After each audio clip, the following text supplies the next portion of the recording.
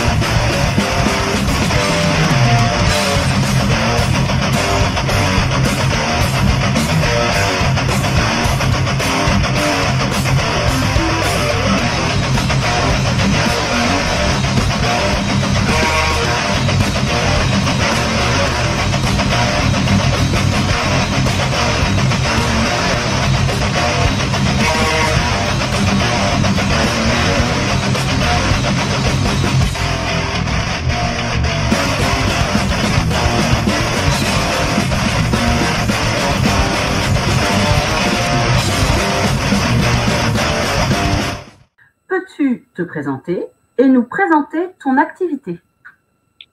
Alors déjà, bonjour et merci pour cette interview. Alors donc, je m'appelle Merlin Lefranc-du-Loir, donc Merlin comme le célèbre enchanteur. Comme quoi, j'étais peut-être prédestiné à tout ce qui est surnaturel, magie et tout ça. Alors, donc je suis un auteur en auto-édition, c'est-à-dire que j'écris des romans, mais je ne passe pas par une maison d'édition classique pour me faire publier, ce qui du coup me laisse la gérance de tout, de l'écriture du roman jusqu'à sa publication et sa diffusion auprès de libraires et de lecteurs. D'accord. Alors, pourquoi as-tu choisi ce support d'expression et qu'est-ce qui t'y a amené au sein de ton activité, en fait? Oui.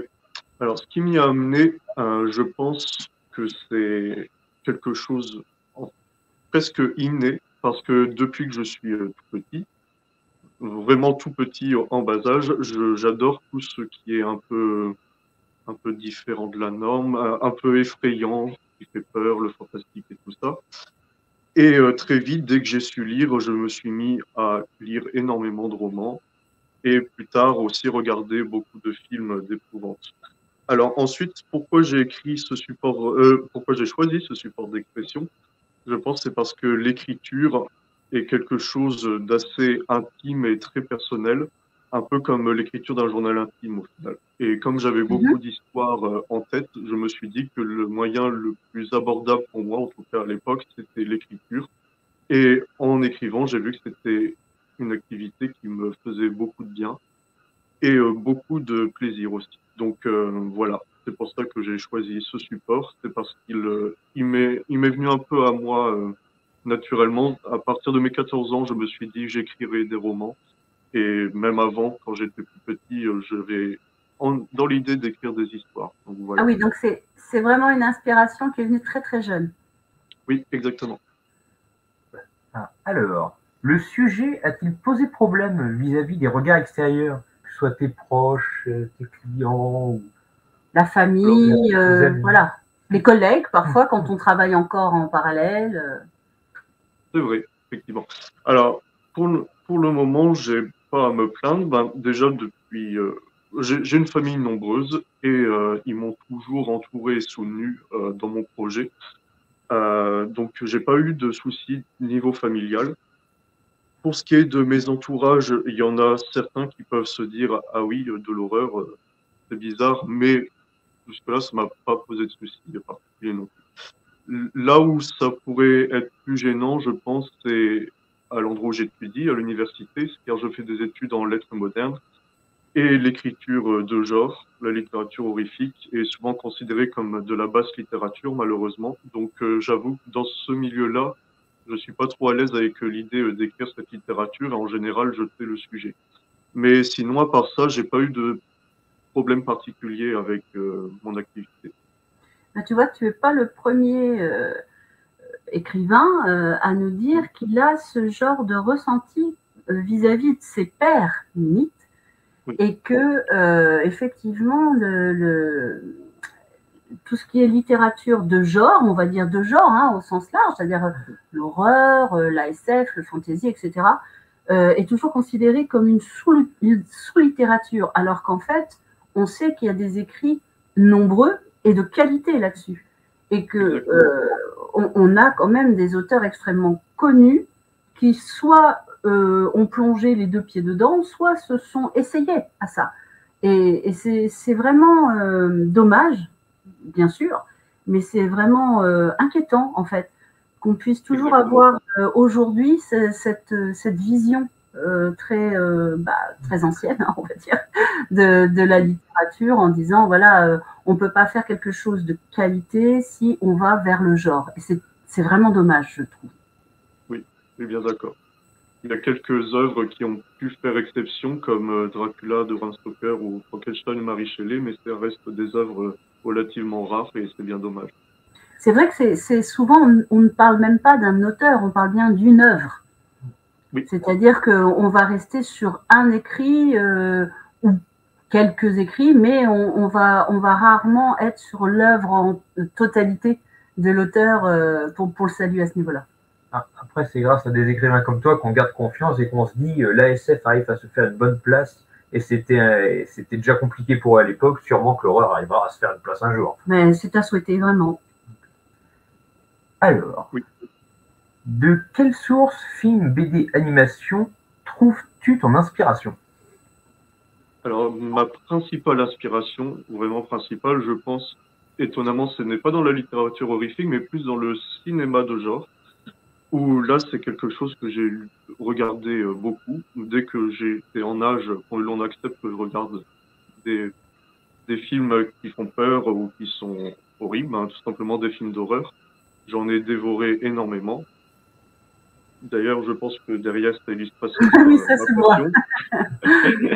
Voilà. Après, bien sûr, la littérature horrifique a aussi été très importante. J'ai été influencé par quelques auteurs.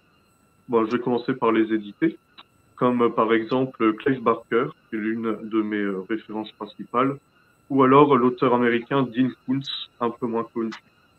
Sinon, dans ce qui est moins horrifique, mais qui reste dans la littérature de genre, j'ai mon auteur de polar préféré, Bernard Minier, et une autrice que j'aime beaucoup pour son horreur psychologique qui s'appelle Mo Heder.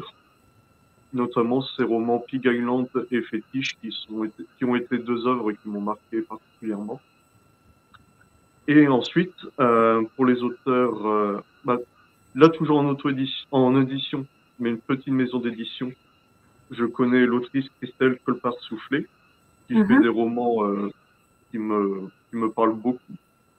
Et dans les auteurs en auto-édition, je peux citer quelques personnes importantes comme Arnaud Codeville, Anthony Lamacchia aussi, un auteur du Sud. Beaucoup d'auteurs d'horreur que je connais sont du Nord, comme je l'ai dit là, mais j'en connais aussi du Sud et ça fait plaisir. Donc voilà, mes sources principales sont quelques auteurs comme ça, de romans de genre, et le cinéma horrifique de manière globale. De manière globale, d'accord. Ben, c'est super intéressant parce que ça nous permet aussi d'abord, je vais pouvoir illustrer ce que tu nous dis, faire connaître aussi des auteurs qu'on n'a peut-être pas encore abordés, qu'on ne connaît pas bien. Et justement, à ce niveau-là, est-ce que toi, tu penses que tes écrits, ton activité, puissent avoir un côté ambassadeur auprès d'un public néophyte? est-ce que tes écrits peuvent être ambassadeurs d'une littérature de genre? Alors, je pense pas avoir cette prétention. En tout cas, je préfère pas m'avancer sur ce sujet. Non, honnêtement, je ne pense pas que ça puisse être ambassadeur, car je suis quand même satisfait de ce que j'écris. Je pense que ce sont des textes qui peuvent plaire. D'ailleurs, pour le moment, j'ai de très bons retours qui me font très plaisir. Mais après, ambassadeur particulièrement, je ne pense pas. Je crois que ça rentre bien dans le genre, littérature de genre. Surtout que j'aime bien mélanger justement les sous-genres, l'horreur, l'épouvante, le thriller, le fantastique, et avec touche slasher aussi par rapport aux films que je regarde beaucoup. Mais voilà, honnêtement, je ne pense pas pouvoir dire que je puisse avoir un rôle d'ambassadeur dans cette affaire, car le Alors, monde si est tu me très vaste. Et voilà. Si tu me permets, je vais insister parce que j'aime bien vous titiller quand même, mes invités. En fait, je te dis ça parce que je me dis, imagine qu'autour de toi, tu aies des personnes, alors des jeunes ou des moins jeunes, hein, mais qui n'ont jamais osé aborder la littérature de genre au sens large, mais qui, par exemple, dans une conversation, pourraient te dire, je suis absolument fan des slashers, j'aime beaucoup tout ce qui est cinématographique et j'aimerais m'y porter au niveau lecture. Est-ce que tu ne crois pas que pouvoir les amener par ce côté de slasher petit à petit vers une littérature de genre qui est la tienne, puisque après, tu le dis toi-même, tu as plusieurs comment dire, veines dans tes écrits, est-ce que tu ne crois pas que ça peut aussi les amener donc à avoir cet effet ambassadeur, justement, de dire, bah, tiens, tu vois, moi, mes écrits, si tu veux, ou je peux te conseiller tel ou tel écrit que je connais, qui sont des écrits, enfin, c'est une littérature de genre, mais je pense que ça peut te plaire, et tu peux voir après si tu peux les y amener tout doucement. Est-ce que tu ne penses pas que, justement, ce qui est bien dans cette littérature de genre qui a des veines si différente, qui est tellement éloignée parfois hein, d'un sujet à l'autre, est-ce que tu ne penses pas que ça peut être cette force justement de la littérature de genre, de dire j'arrive à emmener à l'horreur des personnes qui n'auraient peut-être pas été d'eux-mêmes en fait? Alors effectivement, si on prend la question dans ce sens-là, parce que je l'avais interprété différemment, effectivement là, la réponse est autre.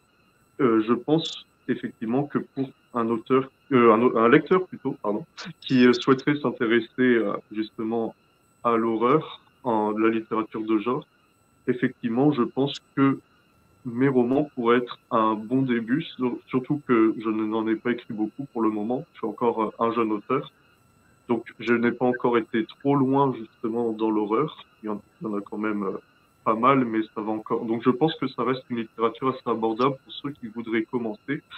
Et avec cette idée, comme tu dis, de veine, ça peut également aussi parler à différentes personnes en fonction de leur ressenti, de leur vécu. Donc dans ce cas-là, oui, je pense que ma littérature pourrait être considérée comme ambassadrice. Après, il faut juste que j'ose aller vers les lecteurs et leur proposer. Ça, c'est une autre paire de manches encore. Ben justement, est-ce que si tu fais, alors je sais qu'on a vu que tu seras présent au Bloody Weekend. Est-ce que au Bloody Weekend tu seras plus à l'aise parce qu'il y a aussi beaucoup de néophytes au Bloody Weekend et il y a des gens qui peuvent venir vers toi juste attirés parce que bah voilà t'es là donc du coup bah ils vont commencer à s'intéresser à ce que tu fais et à discuter avec eux. C'est aussi une autre manière de faire aborder la littérature, c'est simplement d'en discuter et d'ouvrir le sujet avec des gens qui de prime abord en tout cas, ne seraient pas allés vers cette littérature-là, je pense. Oui, effectivement. L'aisance, je pense, à parler de mes écrits, s'est faite aussi un peu avec le temps, parce que ma première séance de dédicace, j'étais vraiment dans mon coin, je n'osais pas aborder les gens qui passaient, c'était assez compliqué. Mais avec le temps, et mes connaissances de plus en plus nombreuses, la renommée aussi qui commence à venir un peu, Mhm. mon lectorat qui commence à se développer, je me sens plus à l'aise et ça devient même un vrai plaisir de parler de littérature en général ou alors de mes textes. Donc effectivement, maintenant, c'est quelque chose que j'aime faire et que je vais même multiplier à l'avenir dès que j'aurai un peu plus de temps. Je compte bien faire de plus en plus d'événements comme des festivals, des salons du livre ou des séances de dédicaces auprès de libraires. Donc effectivement, c'est quelque chose que je vais développer et j'aime énormément parler de tout ça auprès de lecteurs, même si au final il n'y a pas d'achat à la clé, le principal finalement va être la discussion. Alors, tu sais pourquoi je me suis permise comme ça de te titiller un petit peu? C'est parce que, en fait, comme tu le sais, tu n'es pas le premier écrivain que nous interrogeons. Et vous avez toujours cette magnifique façon de vous mettre en retrait en disant « Oh non, non, je ne suis pas ambassadeur, moi, oulala, non ». Et je trouve ça très joli parce qu'à chaque fois, vous êtes très humble face à ça. Et en fait, c'est en vous apportant voilà, un peu plus de détails, c'est-à-dire s'il y a une discussion, si voilà. Et en fait, c'est ça que j'entends moi, en fait, par être ambassadeur du genre. C'est simplement que au cours d'une conversation, vous êtes capable de nous transmettre votre passion et du coup nous amener à lire vos livres et à, comment dire, à être plus ouvert en fait sur peut-être sur un genre qui n'est pas accessible comme ça directement sans en avoir vraiment parlé avec les auteurs. C'est pour ça que c'est très intéressant de vous avoir, vous auteurs, avec nous, parce que vous avez vraiment une vision très sympathique de tout ça et vous êtes très intéressant mais souvent humble, beaucoup trop modeste à mon sens. Et du coup, on est obligé d'un petit peu aller vous chercher, et tant mieux parce que ça prouve aussi que tout ça est fait avec le cœur. Voilà. Donc, Oui. Merci. Bah, merci en retour alors. C'était une bonne idée de me titiller dans ce cas-là. Et compte sur J'ai nous pas pour pris mal venir. du tout. Compte sur nous pour venir te voir au Bloody Weekend. Bien sûr. Oui. Pour te Ah bah, titiller oui, encore je plus. vous y attends. Ça marche. Ah, attention, c'est la question. Rapidité, pas de pression. Quand on te dit cinéma d'horreur, quel film te vient en tête? T'as droit à Le tout tout faire, premier, bien sûr. le tout premier, c'est Sinister, qui est, je pense, le film qui m'a le plus fait peur. Effectivement, j'ai vraiment eu peur devant ce film et même en le revoyant encore, j'ai fait peur. Sinon, pour ce qui est de la peur, j'ai Grave Encounters qui me vient en tête, où je me sentais vraiment pas bien après le visionnage et ça continue encore. Ce sont deux films qui me marquent beaucoup. Et D'accord. sinon, j'ai aussi La Mouche que je vais citer, qui est un film aussi là beaucoup plus graphique que Sinister et Grave Encounters. Donc voilà, ce sont trois films qui me viennent directement à l'esprit quand on me pose cette question. Ah, c'est bien parce que pour une fois, ça sort un petit peu. Pardon, hein. J'en suis désolée pour mes autres interviewés, mais on a pu voir que c'était assez récurrent sur certains films. Je suis assez contente de voir que tu es un petit peu plus vers un cinéma qui me parle plus. Je suis désolée. Ah bah, c'est parfait. Je vais pas me faire des amis, moi, je te le dis. Hein. Non, c'est pas grave.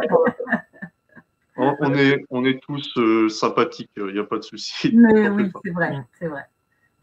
Bon, La Mouche, on se doute bien que c'est La Mouche de Cronenberg, même si il y a eu au moins 5 films sur la saga, mais ça, faut voir La Mouche Noire aussi, elle est bien. C'est pas pareil. Alors, revenons un peu à la littérature. Alors, ta vision de la littérature de genre te semble-t-elle avoir évolué au fil du temps et dans ta maturité d'écriture, on va dire?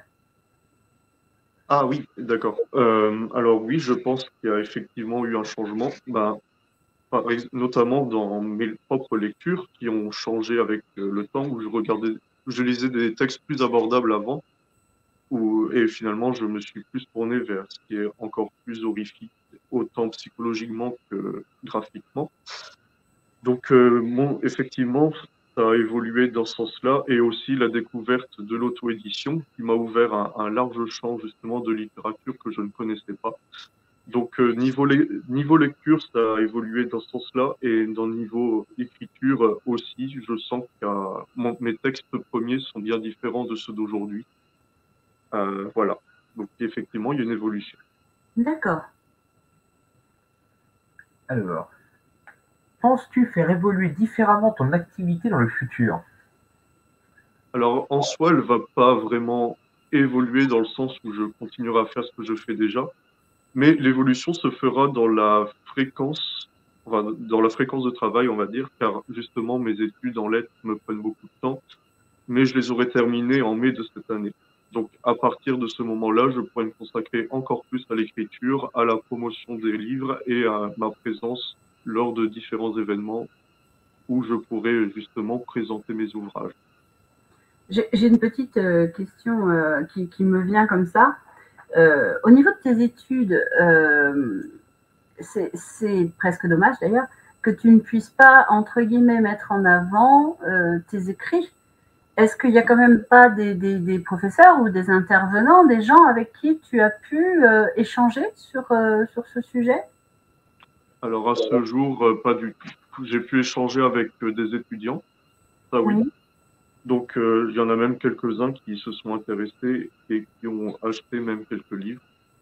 Alors, justement, j'avais même un projet de pouvoir vendre des livres dans le hall de l'université. Malheureusement, ça ne s'est jamais fait pour diverses raisons logistiques. Et par rapport aux professeurs, j'en ai jamais trouvé un encore avec qui j'ai osé parler de mon activité. C'est dommage, effectivement. Faudrait peut-être que j'ose, là, dans les quelques mois qui me restent. Mais c'est quelque chose de difficile pour moi parce que j'ai peur d'être justement jugé par ces personnes qui considèrent que notre littérature est bien inférieure à celle qu'on nous enseigne dans les cours. Alors, je comprends tes réticences et en même temps, j'aime à penser qu'il y a de la bienveillance quand même chez certains et qu'ils pourraient quand même avoir au moins un échange avec toi très intéressant à ce sujet. Enfin, j'aime le penser en tout cas. J'aime le penser. Oui, oui. Mais moi, ce n'était pas une question prévue, c'est parce que du coup, comme ça, dans l'échange, je me suis dit, j'aimerais le savoir. Voilà. Eh bien, écoute, on arrive à la fin, hein, mine de rien. C'est bien, hein? Alors, on voulait savoir si tu avais un projet dans le futur, proche ou moins proche d'ailleurs, dont tu voudrais nous parler aujourd'hui. Alors, j'ai effectivement 2 projets en cours qui sont toujours dans l'écriture, de 2 romans. Un qui est bien fantastique, avec toujours le côté horrifique, bien sûr, et un autre plus rationnel, qui combinera horreur et romance. Oui, là, je m'essaye même à ce sous-genre que je ne dis jamais pourtant, mais je me suis dit que le mélange pourrait être intéressant. Je connais même quelques auteurs qui ont déjà essayé ça. Donc ça, ce sont pour les projets d'écriture. Ensuite, j'ai un autre projet d'anthologie, mais là, pour le coup, je préfère garder sous silence quelques passages, car ce n'est pas encore au point. Mais il y aura une anthologie de prévue qui sera en collaboration avec d'autres auteurs. Voilà, je n'en dis pas plus. Mais non, mais c'est bien, tu as déjà éveillé largement notre curiosité. Voilà. Mais on continuera à avoir un œil sur toi. Parce que, voilà. Eh bien, écoute, vraiment merci, parce que c'est toujours trop court, je trouve, ce genre d'échange, mais c'était très intéressant pour nous. Eh bien, écoute, je te remercie de nous avoir accordé cette interview, et puis je te dis à très bientôt, certainement au Bloody Weekend. Ah, sûrement, oui. C'est moi qui vous remercie en retour, et puis je vous dis également à très bientôt. Merci à toi, Merlin. Allez, tchuss! Tchuss!